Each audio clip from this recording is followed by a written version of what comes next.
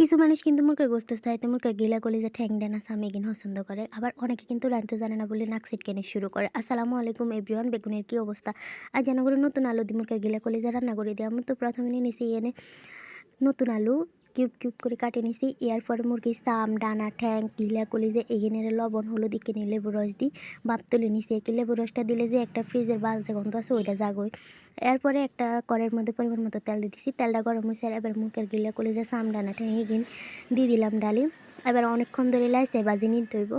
যতক্ষণ পর্যন্ত দেখবেন যে তেল বাসা না দিয়ে গেছে এতক্ষণ পর্যন্ত বাজতে থাকবেন। যত বেশি বাজবেন ততই কিন্তু মানে যে একটা বাজে গন্ধ থায় কিছুটা ওইটাও যাইব আর কি।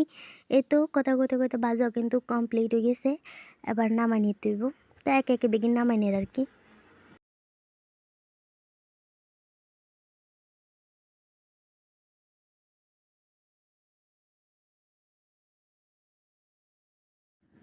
এই তো নামানো কমপ্লিট। তো এবার ওই কড়াইয়ের মধ্যে দিয়ে দিছি একটুখানি তেল।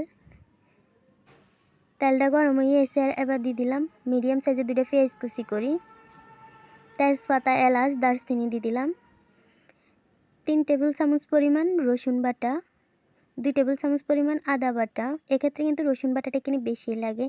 এরপরে নাড়িচাড়ি পেঁয়াজ আদা রসুন কাঁচা গন্ধটা দূর করে নিলাম। এই তো ভাজা কমপ্লিট। এবার দিয়ে দিয়ে লাগছে স্বাদ মতো লবণ, 1/2 টেবিল চামচ পরিমাণ হলুদের গুঁড়া, 1 টেবিল চামচ পরিমাণ মরিচের গুঁড়া। মরিচের গুঁড়াটা একটু কম হয়েছে, এ কারণে আর একটু দিয়ে দিলাম। এরপরে 1/2 টেবিল চামচ পরিমাণ গরম মশলা গুঁড়া। এখানে কিন্তু অন্যান্য মশলাও আছে, মানে সব কিছু মিশ্রিত। এরপরে নাড়িচাড়ি সুন্দর করে বাজে নিলাম।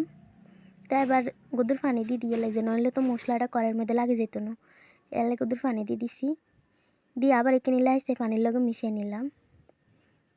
তখন ডাকনা দিই 3 মিনিট জাল করে নিছি। 3 মিনিট হওয়ার চাই কী অবস্থা। ডাকনাটা সরাইলাম। এই তো মশলাটা কষিয়েছে, দাঁড়ায় না তো মশলার উপর তেল বাসের। তাই এবার দিয়ে দিলাম মুরগির ঠ্যাং ডানা সাম কলিজা গুদ্দা মানে গিলা কলিজা আর কি, দিয়ে সুন্দর মশলার লগে মিশিয়ে নিতে হইব।